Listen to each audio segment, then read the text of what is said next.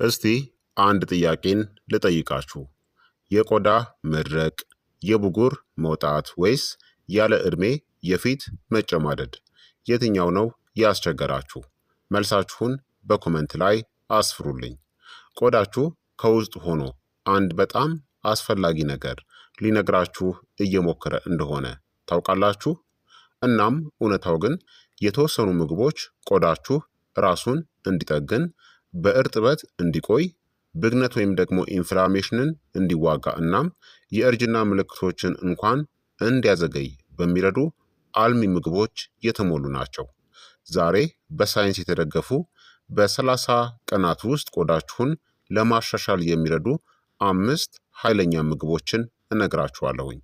እናም እስከ መጨረሻው ድረስ መቆየታችሁን አረጋግጡ። ምክንያቱም ቁጥር 5 ላይ ያለው ምግብ አብዛኛዎቹ ሰዎች ሙሉ በሙሉ ችላ ከሚሏቸው ምርጥ የተፈጥሮ ውበት ምግቦች ውስጥ አንዱ ነው። እንኳን ወደ ቻናሌ በደህና መጣችሁ። በሳይንስ የተደገፉ ቀላል የሆኑ የጤና ምክሮችን ከወደዳችሁ ላይክ እና ሰብስክራይብ ማድረጋችሁን እርግጠኛ ሁኑ። ጥያቄያችሁንም በኮመንት ላይ አስፍሩልኝ፣ እመልስላችኋለሁኝ። ላይክ ሳታደርጉ እንዳትጀምሩ። በቀጥታ እንጀምር። አንደኛ አቮካዶ ነው። የቆዳ እርጥበት ሰጪ ምግብ ነው። አቮካዶ ቆዳችን ለስላሳ፣ ጥራት ያለውናም እርጥበት ያለው እንዲሆን የሚረዱ ጤናማ ቅባቶች የተጫነበት ነው።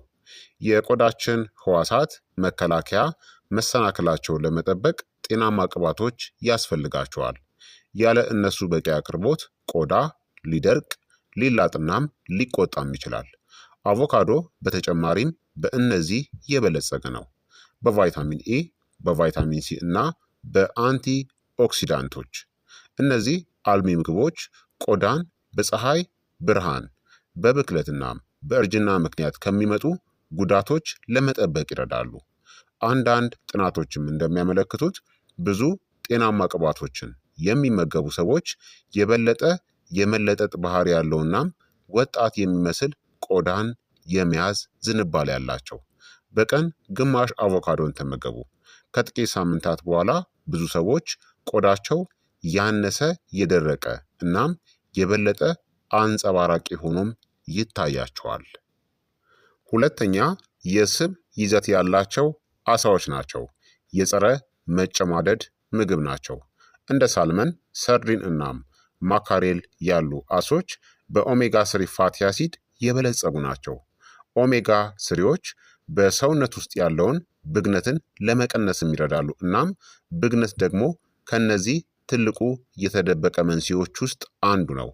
እንደ ብጉር መቅላት፣ የቆዳ መነፋትና ያለ ዕድሜ ማርጀት። የስብ ይዘት ያላቸው አሶች ኮላጅንን ለመገንባት የሚረዳ ፕሮቲንንም ይይዛሉ። ኮላጅን ቆዳን ጠንካራ እናም ለስላሳ አድርጎ የሚጠብቀው ፕሮቲን ነው። እናም በአሳ ውስጥ የሚገኝ ሌላው አስፈላጊ አልሚ ምግብ ዚንክ ነው። ዚንክ የቆዳ መፎስን ይደግፋል፣ እንዲሁም የብጉር መውጣትንም ለመቀነስ ሊረዳ ይችላል። የስብ ይዘት ያላቸውን አሳዎችን ለመመገብ ሞክሩ። በሳምንት ከ2 እስከ 3 ጊዜ። አሳን የማትመገቡ ከሆነ ስለ ኦሜጋ ስሪ አማራጮች ከጤና ባለሙያ ጋር ተነጋገሩ። ሶስተኛ ቲማቲም ነው። የተፈጥሮ የፀሐይ መከላከያ በሉት። ቲማቲሞች ላይኮፔን የተባለ ኃይለኛ አንቲኦክሲዳንቶችን ይዘዋል። ላይኮፔን ቆዳን በአልትራ ቫዮሌት ጨረሮችናም በአካባቢያዊ ውጥረት ምክንያት ከሚመጡ ጉዳቶች ለመጠበቅ ሊረዳም ይችላል። ከመጠን በላይ ለፀሐይ መጋለጥ ወደ እነዚህ ሊያመራ ይችላል። ለቆዳ መጨማደድ፣ ጥቋቁር ነጠብጣቦች፣ የቆዳ መለጠጥ መጥፋት። ቲማቲሞች የኮላጅን ምርትን የሚደግፍ ቫይታሚን ሲን በውስጣቸው ይዘዋል። የሚገርመው የበሰሉ ቲማቲሞች ከጥሬ ቲማቲሞች ይልቅ የበለጠ ሊመጠጥ የሚችል ላይኮፔንን ያቀርባሉ። ቲማቲምን አዘውትራችሁ በምግባችሁ ውስጥ መጨመር በጊዜ ሂደት ቆዳችሁ ጤናማ እናም ይበልጥ የተስተካከለ መልክ እንዲኖረውም ሊረዳ ይችላል። አራተኛ ዋልነት ነው። የቆዳ ጥገና ድንቅ ለውዝ ነው። ዋልነት ለቆዳ ጤና ከሚሆኑ ምርጥ የለውዝ አይነቶች ውስጥ አንዱ ነው። እነዚህንም ይይዛል። ኦሜጋ ስሪ ቅባቶችን፣ ዚንክ፣ ሴሊኒየም እና ቫይታሚን ኤን። ይህ ጥምረት የቆዳ ጥገናን ለመደገፍና የኦክሲዲቲቭ ስትረስንም ለመከላከል ይረዳል። የኦክሲዲቲቭ ስትረስ የሚከሰተው ያልተረጋጉ ሞለኪውሎች የቆዳ ህዋሳትን ሲጎዱ እናም እርጅናንም ሲያፋጥኑ ነው። ዋልነት ሰውነት ብግነትን እንዲዋጋ በመርዳት ይበልጥ ለስላሳ ቆዳን ለመደገፍ ሊረዳም ይችላል። በቀን አንድ ትንሽ እጅ ሙሉን ተመገቡ። ነገር ግን አስታውሱ፣ ዋልነት ከፍተኛ የካሎሪ ይዘት አላቸው። ስለዚህ በመጠኑ መመገብ ይኖርባቸዋል። አምስተኛው ስኳር ድንች ነው። በሁሉም ቤት የሚገኘው በቀላሉ ማለት ነው። ስኳር ድንች በቤታ ካሮቲን የበለጸገ ነው። ሰውነታችን ቤታ ካሮቲንን ወደ ቫይታሚን ኤ ይለውጠዋል። ይህም ጤናማ የቆዳ ህዋሳትን እድሳት ለመደገፍ ይረዳል። ቤታ ካሮቲን በተጨማሪም ቆዳን ከድርቀትና ከፀሐይ ጋር ከተያያዙ ጉዳቶች ለመጠበቅ በመርዳት እንደ ተፈጥሯዊ የውስጥ የፀሐይ መከላከያ ሆኖም ያገለግላል። በቀለም ያሸበረቁ አትክልቶችን በብዛት የሚመገቡ ሰዎች በእነዚህ የተፈጥሮ ቀለሞችና በአንቲ ኦክሲዳንቶች ምክንያት ብዙውን ጊዜ ጤናማ መልክ ያለው ቆዳ ይኖራቸዋል ማለት ነው። ስኳር ድንች ቆዳችን የሚወደው የተረጋጋ ኃይል እናም አልሚ የሆኑ ምግቦችን ያቀርባል ማለት ነው። ታዲያ ለፈጣን የቆዳ መሻሻል በጣም ጤናማ ምግቦች እንኳን ከጥሩ የዕለት ተዕለት ልማዶች ጋር ሲዋሃዱ በተሻለ ሁኔታ ይሰራሉ።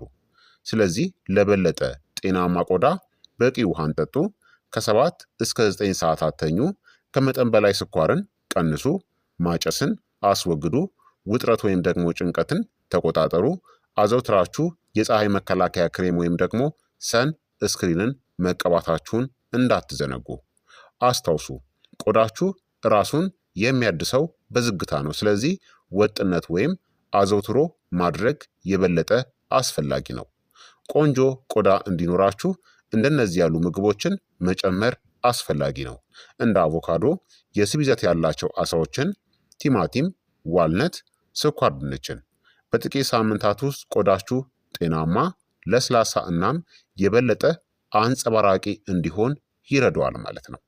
ታዲያ በዚህ ቪዲዮ ከተደሰታችሁ ላይክ ማድረጋችሁን፣ ሰብስክራይብ ማድረጋችሁንና ጤናማ ቆዳን በተፈጥሮ መንገድ ለሚፈልግ ሰው ማጋራትን ወይም ሼር ማድረጋችሁን በፍጹም እንዳትዘነጉ። ታዲያ ከእነዚህ ምግቦች ውስጥ የትኛውን ነው በብዛት ከዚህ በፊት የምትመገቡት? መልሳችሁን በኮመንት ላይ አስፍሩልኝ። የዛሬው የጤና ትምህርቴ እንግዲህ ይህንን ይመስል ነበረ። እንደተማራችሁበት ተስፋ አደርጋለሁኝ። ላይክ እና ሼር ማድረጋችሁን በድጋሜ እንዳትዘነጉ። ጥያቄያችሁን በኮመንት ላይ አስፍሩልኝ። በቀጣይ የጤና ትምህርት እስከምንገናኝ እኔንም እናንተንም ቸር ያቆየን።